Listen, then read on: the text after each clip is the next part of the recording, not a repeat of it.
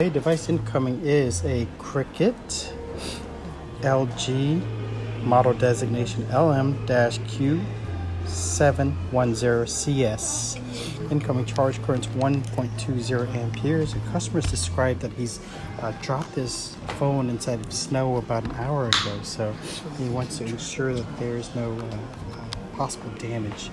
I told the customer I can't rule out anything right now, but just make sure that we wipe off any excess moisture from the external of the phone, and we shouldn't be opening up the phone to look at it on the inside because it's not very easy to open this one.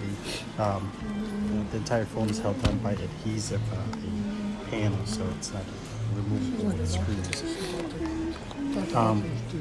Customer is also interested in getting a screen protector for his phone, so we're going to go ahead and advise him to see what different screen protectors we have, and we'll install it for him.